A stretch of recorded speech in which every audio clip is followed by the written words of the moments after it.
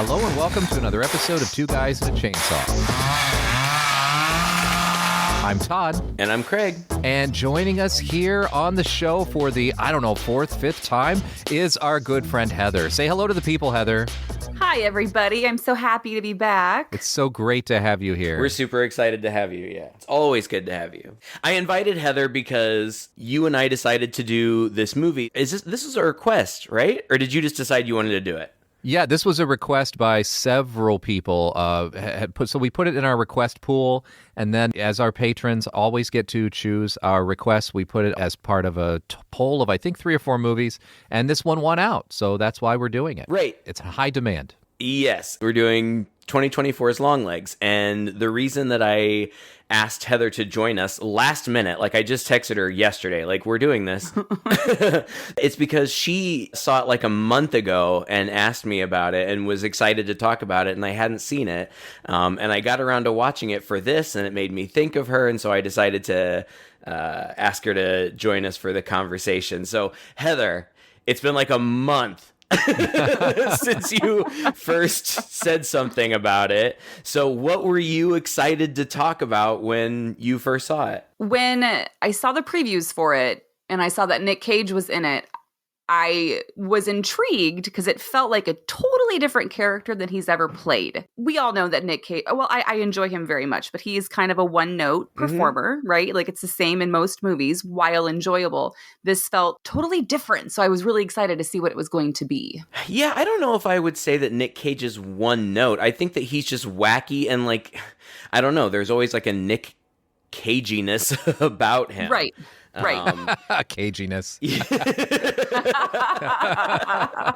Poor guy. I think we've talked about this before, but I have no problem with Nick Cage. I love the guy. Like him. I watch most everything he's in, and I think more than anything, he is perfectly cast in everything he's in because people kind of know what he does and what his range is, and he never disappoints me in anything. Well, look, I mean, we've done, what was that one, though? The Wicker Man remake. Yeah. Not his fault. Nope. It's just a silly remake. You know, just a concept that didn't fly. Not really, he's a bad actor, I think. So I was happy to do this. Me too. As a very, very amateur actor, I respect and appreciate actors who make bold choices, who go for it. Yes. And he always goes for it. Like I respect that and I appreciate it. Does it come across as silly sometimes? Absolutely. Great. I would rather that than boring. For sure. I didn't really know anything about this movie going in other than that he was in it, but I didn't know in what capacity or what role he was playing. And one of my favorite things about this movie, and I liked a lot of things about it, is that I felt like maybe more than ever, Nick Cage disappeared into this role. Now, he had a lot of help with makeup, but if I had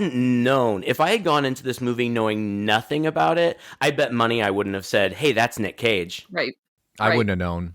Yeah. Unrecognizable in this. Well, and in the filming itself, they hide him. Do you know what I mean? Like, as we get into talking about it, yes. You rarely see a full face of him until closer to the end. So right. That's true, actually. And then when you do, he doesn't look like Nick Cage. Right. It's suitable to the character. Like, the character is intentionally masking himself, which we'll get to. I feel like there is so much to talk about that we should get into it. The first thing that I would say is I was disappointed. I got about 45 minutes into it, and I was disappointed that I didn't know more about it going into it, because if I had, I would have asked Alan to watch it with me, because it's largely a crime procedural. Yeah. Like, it's mostly a crime procedural. Yeah. It has very Silence of the Lamb vibes that way, right? Where you don't see a lot of gore or horror necessarily. It's just the investigation itself. It's an investigation. It's an extended episode of like CSI or something, and a good one, an interesting one. But I don't know, there's one of those, I can't remember which one of it, maybe it is CSI, but there's one of them that's really dark, and Alan watches it. And every once in a while I'll catch an episode and I'll be like, I can't believe you won't watch movies with me when you're watching this. Like, it's it's so dark, like these dark, scary serial killers. And that's what this is about. I mean, if we're going to get specific, it opens with a quote from a song You're slim and you're weak. You've got the teeth of a hydra upon you. You're dirty, sweet. You're my girl. And I was like, why does that sound familiar? I Googled it. It's from that song, Get It On, Get It On. Mm-hmm. You know what I mean? Oh. Yeah, you know that song. Well, you're slim. That I think plays over the credits. Yes. You're dirty, sweet, and you're my girl. Yeah, oh, I get it. Yeah. You're right. Mm-hmm. And then a station wagon pulls up to a snowy house, and it all looks very 70s. It's filmed in that aspect ratio that they filmed in the 70s. And a little girl like goes outside to see who's in the car, but she just sees somebody like humped in there. She hears something behind her, and I heard it, but I couldn't hear what it was. It was only after I watched a YouTube video later. What she hears is cuckoo, really quietly behind her. And she turns around and she walks into her backyard, and in my notes, I said, there's a creepy woman. Yeah. Who says, there she is, the almost birthday girl. Oh, but it seems I wore my long legs today. What happens if and that's how it opens. Yeah. That's like a typical 70s style opening, right? What other couple of films have we done that open up with a loud music cue and then the title? Lots. Cabin in the Woods references it too, right? Just like, bam! And it's freeze frame and title. But I don't know why. The movie doesn't feel like it's trying to be retro in any way. I don't know. I mean, obviously it's a period piece. I thought that it was interesting the way that anytime you're seeing the flashbacks to presumably like the 70s, I guess, it is in that particular like TV screen aspect ratio. That's true. And anytime it's in their present, it's in letterbox. Right. And they make a point of like pointing that out. It starts, as I said before, like in that TV ratio. And then with the opening credits, it slowly and slowly and slowly widens until it's in letterbox. And then it's in letterbox in the present day, which present day is only the 90s. Right. Yeah. I can only imagine that choice was made for storytelling purposes, like To get cell phones out of it? Yeah. to get cell phones out of it, to get all of the technology out of it, because you kind of need this to be an older school investigation. Right. Like, we need to go through the stacks, and we need to, like look at the microfiche. Like, we can't just have everything at our fingertips. That would make it too easy. I miss that stuff so much. When things required work. Right? Well, I mean, it was more of a pain in the butt in the moment, but like it made for better montages. That's right. You always had to go to the library. Right. Now it's just they sit at a computer and Google shit. It's not nearly as captivating. I liked the continual reference to the 90s with President Clinton behind the desk. And every time we were in the office, it was like, oh, there's Clinton again. That was funny. I don't know if you guys saw it or not, but in the script, it was set 1 year before they decided to set it when they filmed it, because if they had set it when it was scripted, George Bush still would have been the president, and the director didn't want a great big picture of George Bush up in the background. So they bumped it up a year. Oh, the director is Osgood Perkins, too. That was a surprise. I didn't realize. This is wild. Yeah. Do you know who he is? Yeah, he's Anthony Perkins' son. He's Anthony Perkins' son. Yeah. To read all of this, like, I had no idea. I knew nothing about this movie. I knew nothing about him. I looked him up, and the first thing that I recognized him from was Legally Blonde, Heather. Really? Yes, he was the nerdy guy, her friend. Oh, you're right. Yeah. I just looked up a picture. Wow. Yep, but he's also apparently a filmmaker and son of Anthony Perkins. And when I read that, and I read quotes from him talking about, he wrote this movie about family secrets. Mm-hmm. Like, all families have secrets, and ultimately that is at the core of this movie. I mean, it's a mystery, and that's what you find out. Like, that's what we're building towards. But families have secrets, and the secret in his family was that his dad was gay. Right. I can only imagine that would be a traumatic thing, not traumatic that your dad is gay, but that you're all living with this secret. Like, that's got to be hard. Right. Well, and his mother was actually trying to keep it from them for a while. So, it's also just like the secret revealed, right? That's also, like, oh my God, there's been a secret for so long. And now as I'm an adult, I'm just now learning about this. Way to go, Mom. I'm not sure how I feel about that. Right. The skeletons in the closet coming out. And so that's really a big focus of the plot of the movie too, I think. And he also mentioned he took it after JonBenet Ramsey. I think the launching point for his whole idea was the JonBenet Ramsey murder.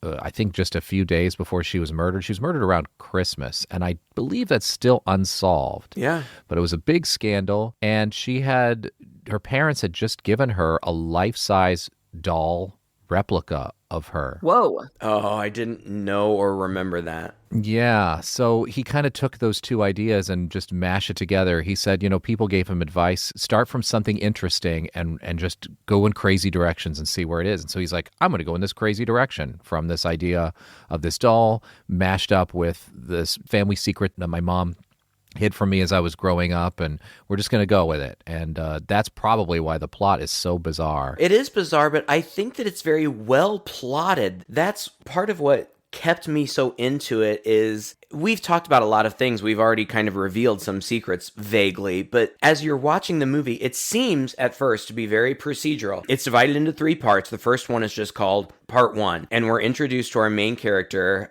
Agent Lee Harker, and her partner, Agent Fisk, and they're going door to door. They're FBI, I guess. They're going door to door looking for a serial killer, and while her partner is just knocking on doors, have you seen this guy? She's standing in the road and she kind of hears things, and the camera perspective kind of swings around her, and she stares at this one house, and her partner comes back and she's like, It's that one.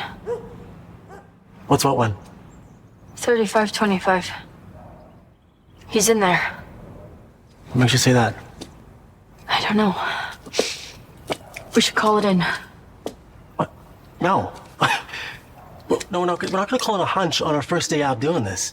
and he goes and knocks on the door and gets shot in the head right away. Right in front of her, and she walks in the house. Oh, God. This is another one of those movies, much like The Substance, where I kind of had to suspend my disbelief. Like, don't be so stupid. Like, are you serious? Are you just going to, like, you're not going to call anybody? Like, but whatever. She goes in there by herself, and the guy just surrenders, and that's the end of that. But that sets up that she's kind of psychic. Right. So another FBI guy, Agent Carter, Blair Underwood, does like the Bill Murray Ghostbusters psychic test on her and determines that she's kind of psychic. Yeah.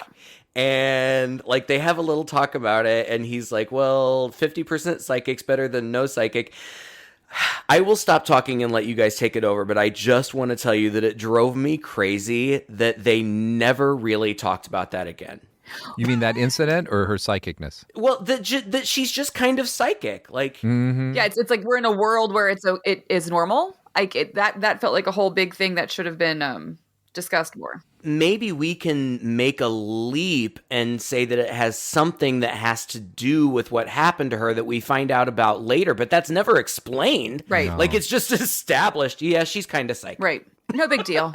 Yeah. You know, by the way, Agent Lee Harker, is played by Micah Monroe, and we've talked about her before. She was in The Guest, which to date is still one of our most popular episodes, and that was a great movie. I liked that movie. She was also in It Follows, which came out in 2014, the same time as The Guest. So I'm looking at the rest of her filmography here, and there just isn't much that I have seen. There was a TV series called The Stranger in 2020 that she was a part of. Oh, yeah. I was watching this YouTube video. This guy was kind of analyzing things, and he very, very briefly mentioned that a lot of people who have watched this movie and commented on it said that her character is kind of autism coded. Oh. Not blatantly autistic, but it's suggested. And I kind of see that. I feel like she's making very distinctive choices in her acting, and she's kind of flat, and I think that that's intentional. She's kind of emotionally flat. Yeah. There's a particular, so I said I'd shut up, but you guys didn't jump in. So she gets put on, she gets put on this case where these families are getting murdered.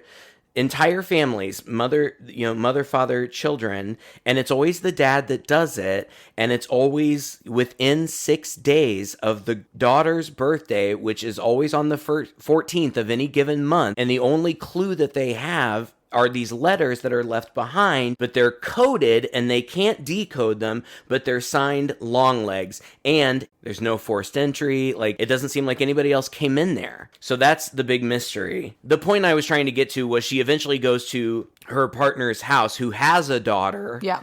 Which it's so obvious, like a young daughter who mentions her birthday, asks Harker if she'll come to the birthday party. Like, it's birthday is mentioned so many times in the beginning. Like, it's so obvious. Well, and specifically the 9th birthday. It's all the girls turning 9. Yes. Yeah. But that scene with the daughter and Harker in the daughter's room is a very awkward scene, and I could see how some people might think that Harker was autism coded, because she seems very socially uncomfortable, and she's that way through most of the movie. She feels like a traumatized person. Well, and she even says it because she takes Carter home that night, and he says, "Come inside to meet my family." And she says, "Do I have to?"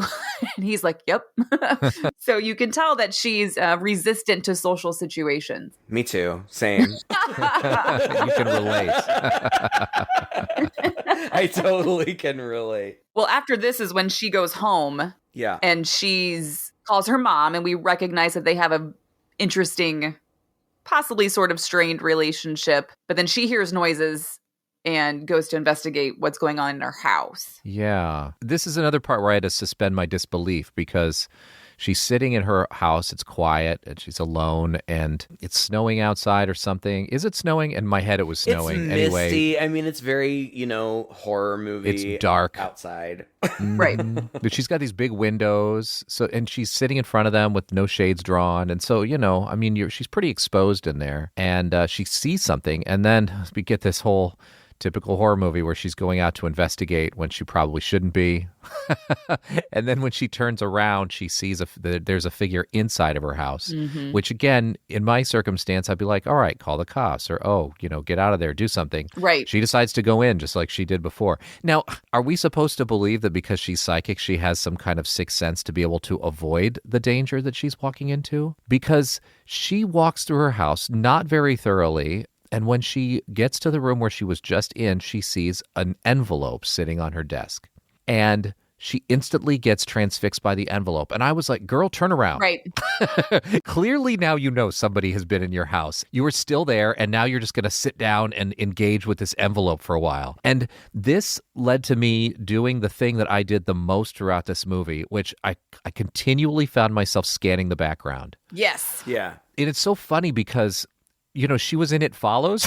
I mean, that was another movie where after a while you just continually are scanning the background just as much as the foreground. But we also talked about that in The Shining, where there are just these long, lingering, wide shots. Even in close-up, the shots are wide, where you can see lots of the background and things are slow and not much is being said, if anything at all. And so your eyes just wander and you do kind of start to get a little nervous. And I think that one thing that this movie did for me more than anything else was it kept and maintained an intensity where I felt like something bad was going to happen very, very soon most of the movie. And I was constantly watching the background so I wouldn't be surprised by it. I thought that was an accomplishment. When you were watching the background, did you see anything? That's what I was just going to say.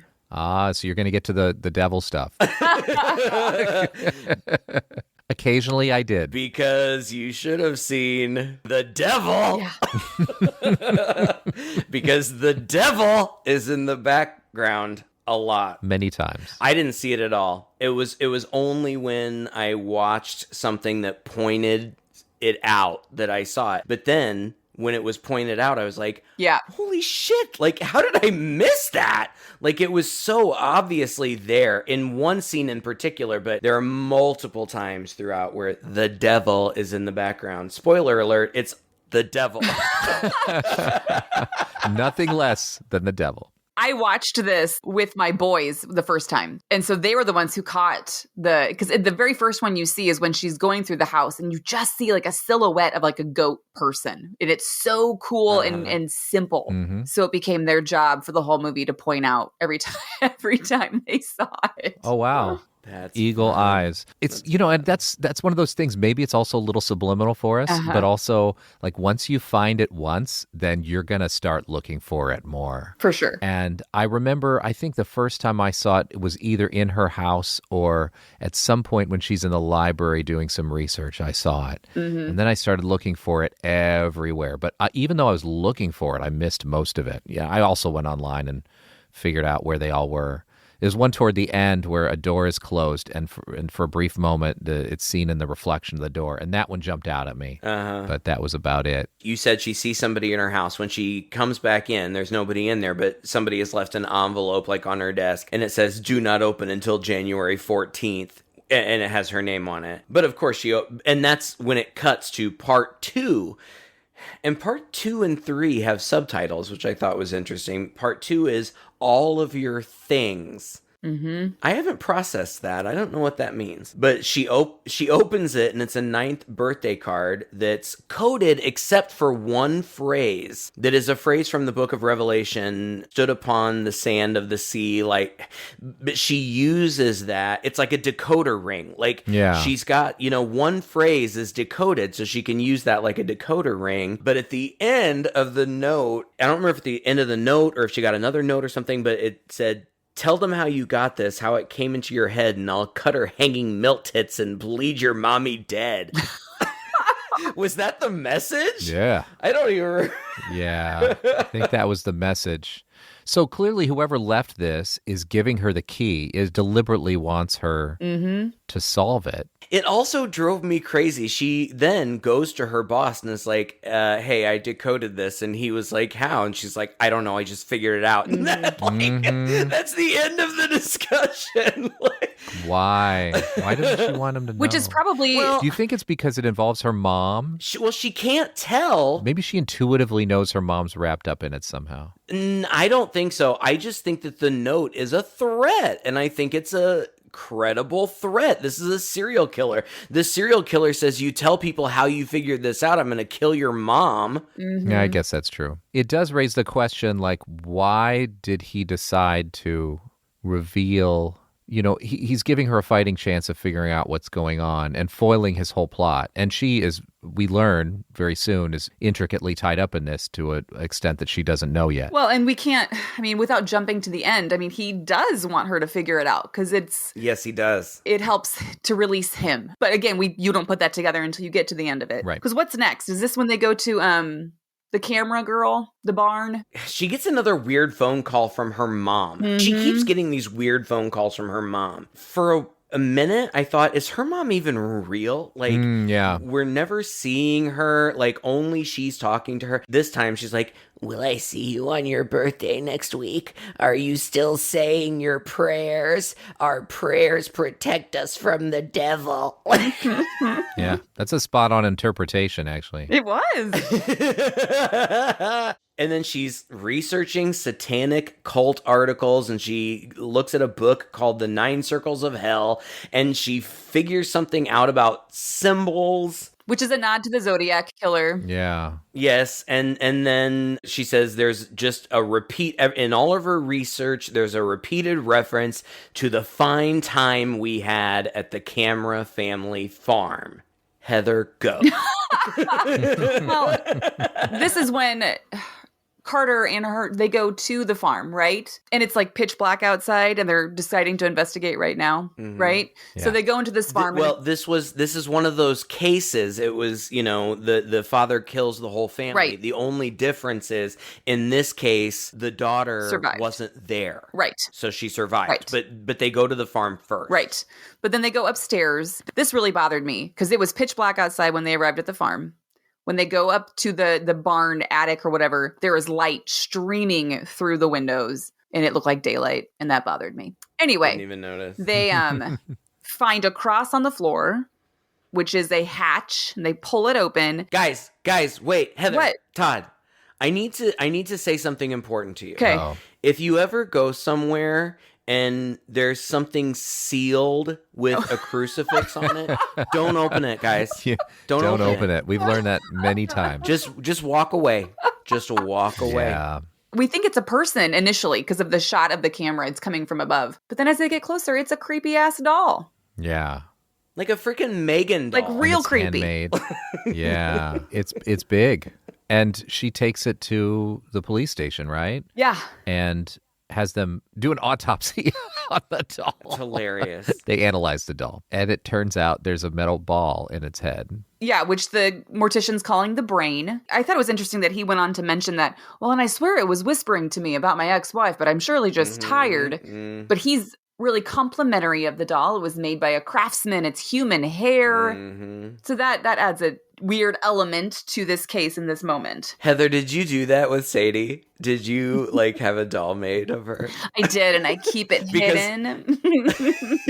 Cool. Maybe you're joking. I don't No, know. My mom like had a doll made of my niece, my sister. Really? Are you kidding me? Was it a full? It wasn't a life size, was it? Was it a small... No. It was just like an American Girl Oh, wow. style thing. Okay. That's not so bad. Both the skin and the eye color like quickly discolored. So now it is just like this freakish thing. Oh my God. It is so funny. That's amazing. Oh, cracks me Wow. No, I didn't do that. There's still time. Is there a metal ball in its head too? up. There is still time. Harker is also constantly having these flashbacks Oh, yes. of snakes. Yes. What were the snakes all about? I think just more devil imagery when we find out what's actually going Devil. on. Yeah. But that happens when she's in with the doll, right? Because they're talking about it, and because that orb is exposed, that's when we see lots of them in a row. He talks about opening it at one point, and then they just decide, nah, let's not do that. They ask if they can, and he says, well, you can, but you don't need to because it's hollow. He says, I can open it up, but I don't think that we ever see that he does. Right. At that point, we see one get opened up later. Longlegs talks to Carrie Ann and says, I know you aren't a little afraid of the dark because you are the dark. But I think that's in like a flashback. Yeah. Maybe that was when she was a kid. I don't know. This is the point in the movie where we realize that this person, Longlegs, is an actual person who exists in the world because he drives around and he goes to a store and he's a weirdo. Like he goes into a convenience store and acts weird around the cashier, but she also recognizes him like he's clearly a regular. He's just a weird guy. Can I help you with anything else today? Cuckoo, cuckoo, cuckoo, cuckoo. I don't know what that was supposed to be. What day is your birthday, little angel? Daddy! That gross guy is back again. Carrie Ann is the girl from the camera story Right. who survived. They find out after the fact. When I say they, I mean the investigators find out that somebody had visited her, and apparently it was Longlegs, and she had been catatonic before that, but she became lucid when he visited. They go and visit her, and then I feel like she reveals some things, but it's all... Every revelation Is just a mystery. It's right. It's just more mystery. Right. And did I translate this wrong? Because she's been in a coma pretty much since her whatever 9th birthday. The doll is hidden and buried in the attic. And so I translated it as soon as the doll was out of the dark, she was no longer in the coma. Oh. That's what I thought too. Oh, I didn't even think about that. Well, the dolls are always covered until they get to the house, and then they get uncovered. And so it's like because they're out of the dark is when things can happen. That's what I thought too. Okay. Why was her doll up in the barn Buried? Yeah. under a crucifix? Who Right. put it there? Do you guys know? No, because the parents are dead. It was Longlegs. It had to have been He it's did it? Longlegs. Maybe. Yeah. And put a crucifix on it? Yeah. I guess. I mean, it couldn't have been anybody else, which makes right? sense when But, you like, know No, it had to be him. when you connect more with him later about maybe why he doesn't want to be a part of this anymore type of a thing. What it all comes down to is it's all a very elaborate, but at the same time, pretty simple plan. please. And I it's think convoluted and weird. I was don't very know. disappointed at the eventual revelation of what the plot, what the scheme was. I think it's pretty simple. I think it's very much what's that movie that we did? What's that movie that we did with our friend Jordan? Sinister. Mm-hmm. It's just very much like that. Like, It is a little bit. there's an evil entity that is preying on a particular group of people, in this case, families. In this one case, the daughter got away. Yeah. So I think that the whole thing with the doll had to be suspended because the daughter got away. And I think that the doll, and the doll is still connected to the daughter. And putting her in that box with the crucifix on it shut that girl up. But she didn't really get away, right? She just, he just sort of let her go. Am I wrong in this? I don't remember. I feel like she just wasn't there. yeah. I don't remember. It's not even her birthday yet when she meets up with Longlegs, but her mom. Okay, never We're talking mind. about different girls, I think. Yeah, this is the first one. The doll in the box is the camera girl. Yeah. Yes, The girl in the institution. correct. Yeah, Carrie Ann Cameron. But she's also the girl that we saw in the beginning, right? No, in the wraparound no, story. no. The very beginning. No, I That's- don't think No? so. No, that's our main Oh, girl. very That's beginning That's Harker. is our main girl. You're right. You're right. So Harker goes and sees this girl, and it's weird. Like, they have a very weird conversation. It's so bizarre. Carrie Ann says, I've seen you before. And Harker's like, no. And she's like, you've been in my house. And then I think it's Carrie Ann who says, it's like a long dream and so dark, a world of dark, like a nowhere between here and there, doing the limbo. So I think that she's been trapped in the dark like her doll, and she only came out of it when they brought it out. And yeah, seems like a coincidence that Longlegs went and visited her that day. But is it a coincidence? No, it's not. It's all a plan. Right.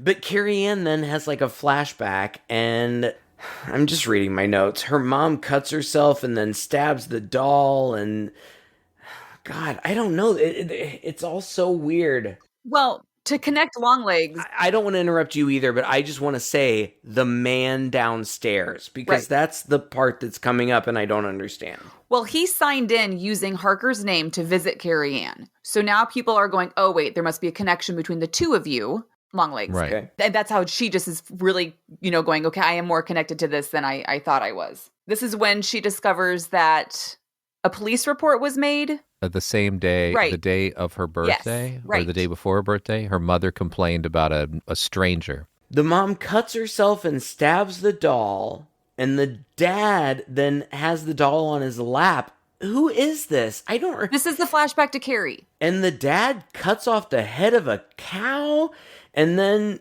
kills the preacher and the mom with an axe. Right. Okay. So we're flashing back to Carrie's thing. Yeah. When she's talking to Harker, she says, I was just waiting on him to come and get me. To come and tells me something's to do for him. Or even better, to do something for the man down the stairs. And boy, I just want to do whatever so he says me to do. Like if he told me to take a jumpy out a window, I'd surely do. Just happy as peaches to watch the ground as it come up to meet me. Or if he told me to kill you right here in this room with my bare hand, I'd surely do. Just happy as peaches to watch your heavy heart go pop, pop. And your eyes is to go all to blood.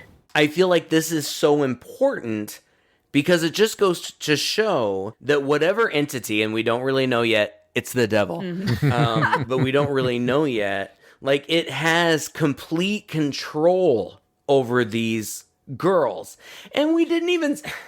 They couldn't figure out why the fathers were doing this. And at some point, Harker was like, there's got to be an accomplice. There's got to be an accomplice. Right. And she's like, it's got to be that somebody that nobody would ever suspect. Maybe a child. Well, it is the child. Mm-hmm. It's actually just the devil, but the child helps. Right. Yeah. Not convoluted at all, Craig. Not convoluted at all. Heather's got it. Heather's got it. I don't know if I do. Because what's next? Is this when he's on the side of the road? Oh, God. I don't know. It doesn't matter. Is this when she goes to see her mom? Yeah, she goes to see her mom. Yes.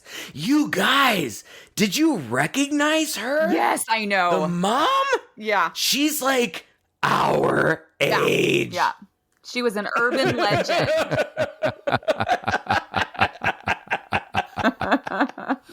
How disappointing. Urban legend. She, in Mr. Holland's Opus, she was like a young high school student. You guys, we are so old. I saw that in the movie theaters in 8th grade.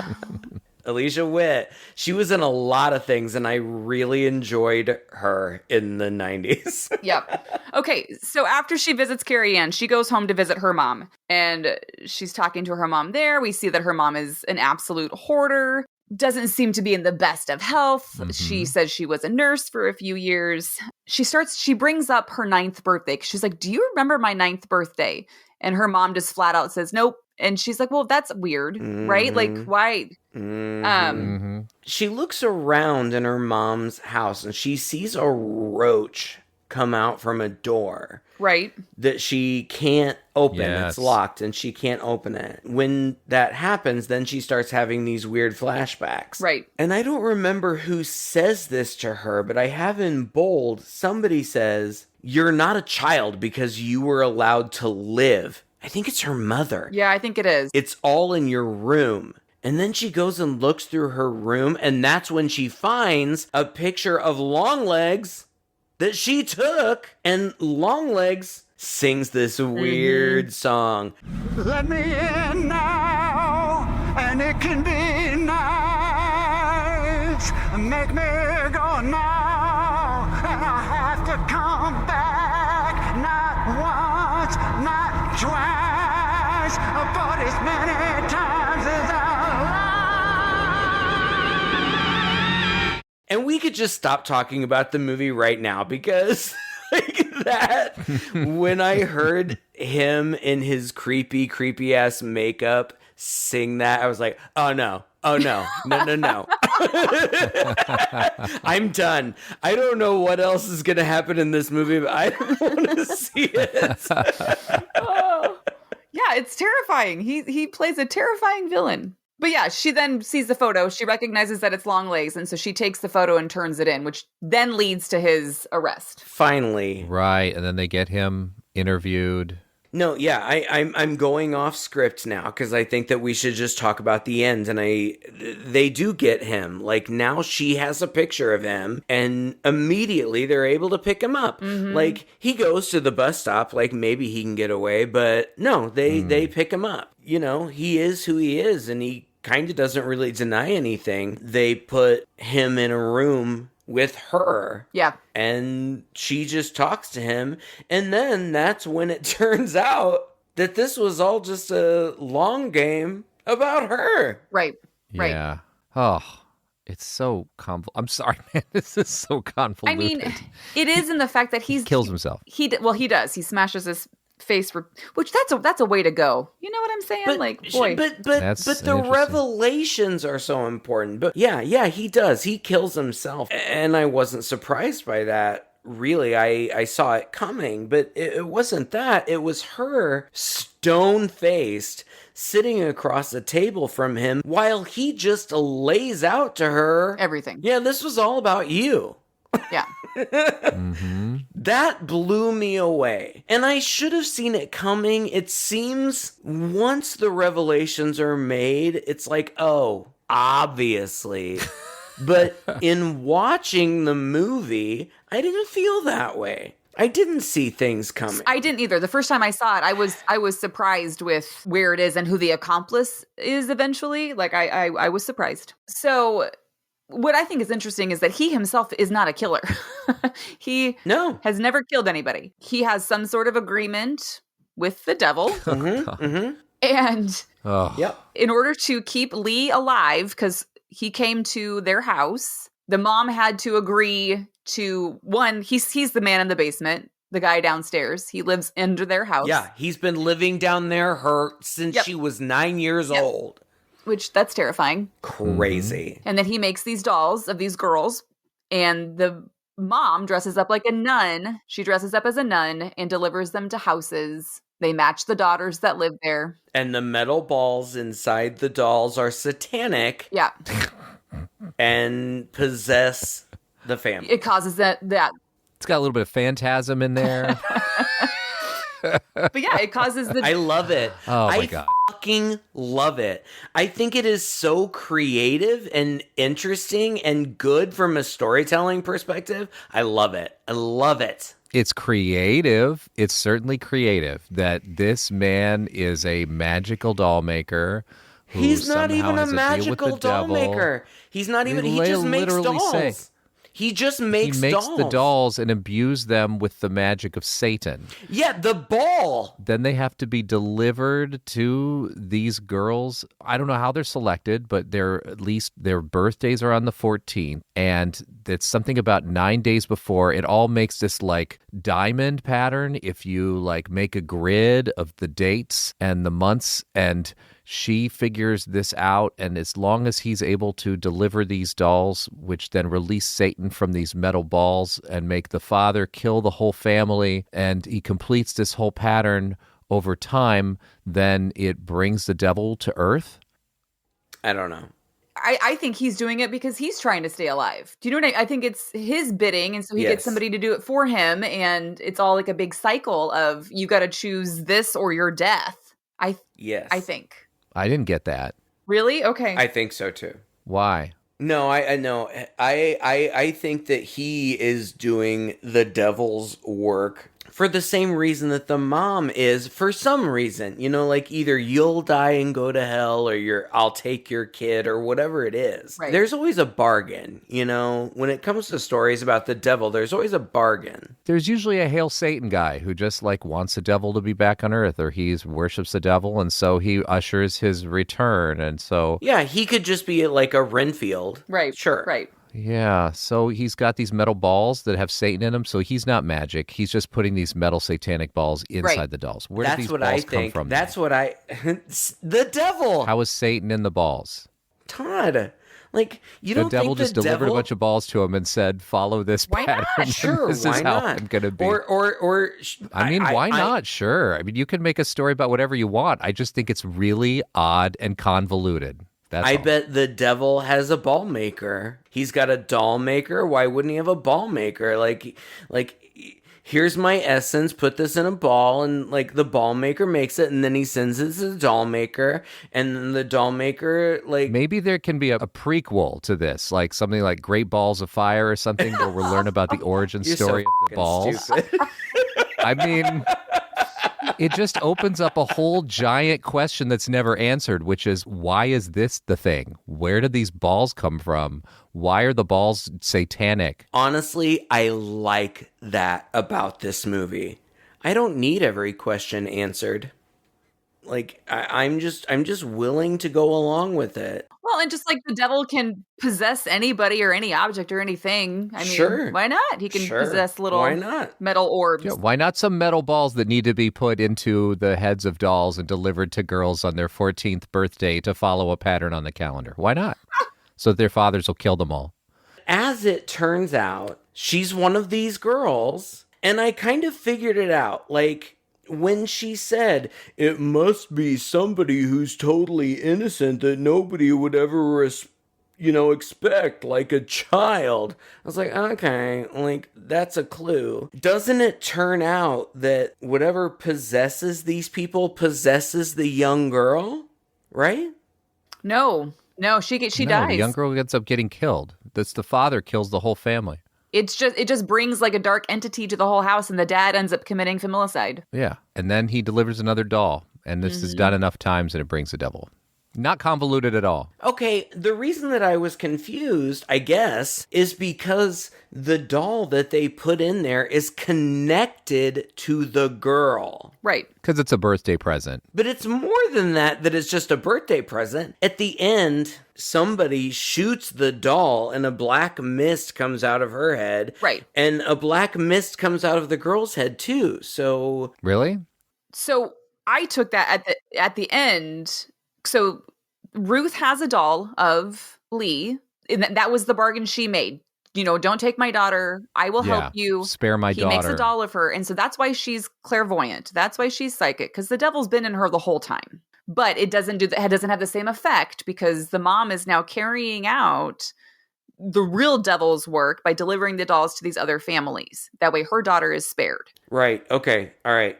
Just to be clear, at the devil's behest, Harker's mother, to save her own daughter, is delivering the dolls that Longlegs makes and puts these orbs into these families. The dolls, the orb in their brain or whatever, somehow possesses all of them or just the father. Just the dad.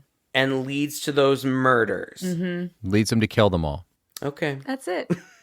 Perfectly not convoluted at all. Well- It's just very simple and straightforward. I'm being facetious, guys. No, and we and we get the backstory. We get the backstory. Like, this was supposed to happen to Harker and her family, but her mother made a deal. I know, Right. Heather, you've already alluded to that. I'm sorry. Her mother made a deal so that it wouldn't happen to her. Yeah. The deal was she would deliver the dolls to all the girls and do his work for him. Because Longlegs, he's creepy. I mean, you know, this guy shows up at your door with the doll. You know, it's not a good plan. Right. You need a nun. Right. Some trustworthy stranger to show up and deliver the dolls. Right. So it should have been part of the devil's plan all along, really. But Lee goes with another agent to her mom's house because at this point she's connecting that Longlegs maybe was in her basement. I can't remember why they all go there. But the mom shoots the agent, which is when we know all of a sudden that she's the bad guy. And then she has the doll of Lee. And yeah, you're right, Craig. She shoots the doll and it destroys the orb, which we can then go, okay, it's destroyed the devil. The black mist comes out of Lee's head, which means she's no longer possessed. And then she gets a warning to go to Carter's house for the birthday party. And she notices that her mom's car is gone. yeah, this was intense. Yeah. Because now you know beyond a shadow of a doubt what's happening. And that's cool. It was, except the end really annoyed me. So they get to the house. The Carter's acting weird.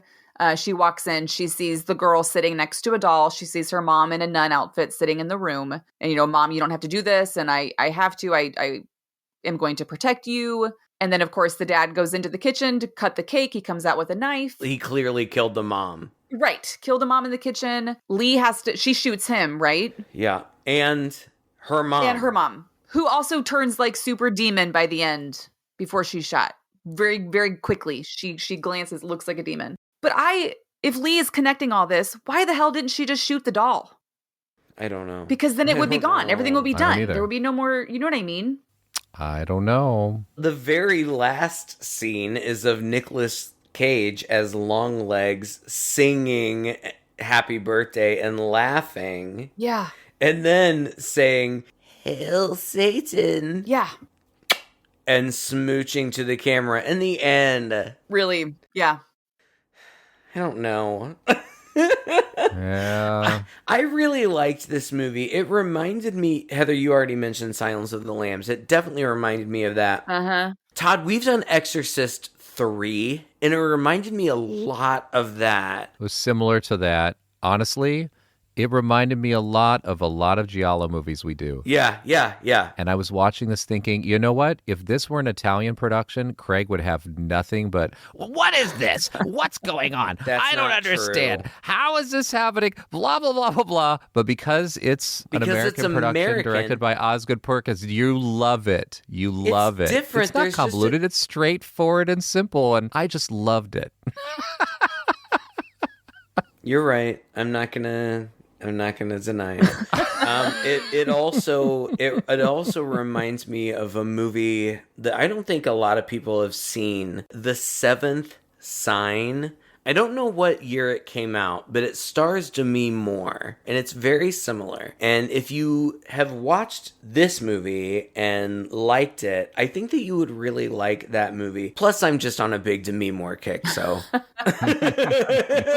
You guys, she won the Critics' Choice Award for Best Actress, too. Did she really? Yes, she did. Wow. She is right in line to win Best Actress for the Oscar. That's awesome. She's on fire. I'm excited. I haven't watched it yet. I need to. Well, this was super fun. Do we have anything more to say about the movie? I mean, overall, I really liked it. I thought it was creepy throughout. I thought it just gave a sense of dread throughout. Performances I thought were great. Yes, talking through the story, it's a little like, why? I don't know. But ultimately, I thought it was a spooky demon movie. And when you've got demon or the devil involved, there are no rules, like he can do whatever he wants. So, yep. I agree with you. And, I also agree that I think the big accomplishment with this movie, more so than the convoluted plot that I don't think made a lot of sense, is that it created and sustained this atmosphere that had me creeped out the whole time. I got a sense that maybe somewhere deep down in there, people could decode this in different ways. Maybe there is a correct way to put this puzzle together and I'm not seeing it, or maybe it's just not intended to be that way. All of that is fine. It doesn't make it a bad movie, but I am going to remember this and Craig's thoughts about this movie the next time we pull up some Lucio Fulci film or some Dario Argento giallo that he complains about and says, oh, this is so convoluted, doesn't make sense. Who is this and why and what? And this is devil-possessed balls and something about the dates, and then she just happens to find this and blah, blah, blah, blah, blah. And I say, that's not the point of the movie. The point of the movie is the style and the atmosphere. And you go, well, I don't know. I just don't like it. I'm just going to remember that. Listen, I have to respectfully disagree. I understand why you like those movies, and I like them too. I really do. But when you put everything together, piece by piece, this narrative is pretty linear. We don't know at the beginning that the whole movie is about this woman, but it is. Mm-hmm. And when you put the whole narrative together, it follows a logical narrative. I'm not saying that I think that that's necessary. I don't care. It's a horror movie. I don't care if there's a logical narrative, but this one does. I know I alluded to it before, but that's a lot of what I enjoyed about it. It was interesting throughout, and it just kept layering and layering and layering new things on that I hadn't thought about. Well, I could say the exact same thing about the house on the cemetery, and I'm just going to leave it there. Oh, my God.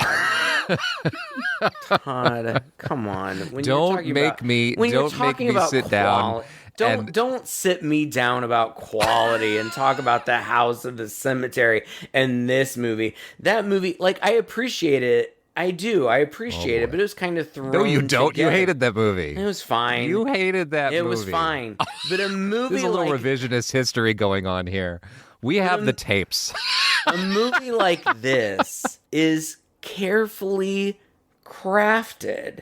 And not that one wasn't. Come on. I don't want to be a dick. I'm sure the people behind that movie loved it, whatever. But this feels like it was carefully crafted. And I don't think it's going to be for everybody. It's not going to be for everybody. But I could have watched it with Alan. Again, I know I'm doubling back, but if you're a horror lover and your partner, whatever, friends, whoever, are not, I think that this movie could appeal to anybody who likes those crime procedurals. Because ultimately that's what it is. It just happens to be that the culprit is the devil. Right. But beyond that, it's a crime procedural. Well, and these devil, the devil is the reason movies all have a similar feel to them, right? For sure. And this definitely is pretty thick in that. I was also thinking of The Sentinel, for example. Any one of these, just in the style and the ending is, I would, along with referring to what you just said, Todd, about the devil type movies, is the ending is grim. It's bleak. People are dead. We don't know what happens with her. Yeah. She's got this girl. I mean, it's not a happy ending. It's just over. Right. Yeah. Well, Heather, I just want to thank you so much for joining us. It's always lovely to have you on here. So much fun, and I know we're going to have you on here again, too. Some of my favorite episodes that we've done were with you. And I still think about killer clowns. So What a good time that was. So good. Go back and listen to that one. It was so much fun. Those of you listeners and our patrons, we appreciate you guys too. Thank you so much for bringing this movie up and for voting on it. If you would like to have some influence over the show like our patrons, go to patreon.com/Chainsaw Podcast. Consider being part of the club. You get first dibs on all of our shows. You get the behind the scenes footage, if you will, the complete unedited phone calls of our talk, of which this one's going to be another interesting one for those of you patrons out there. And lots of mini-sodes and mini reviews and all kinds of things. We even have a book club back there. And we're doing more than Christopher Pike now on that book club. So come check it out if any of this interests you. Patreon.com/Chainsaw Podcast. Also, you can just go to our website, leave us feedback anywhere we are. Just Google Two Guys and a Chainsaw Podcast. Find our Facebook page and all of our social media out there. We love hearing from you guys, and we are anxious to hear what the next movie is you want us to do. Until that time, I'm Todd. I'm Craig. And I'm Heather. With Two Guys, a Gal, and the Chainsaw.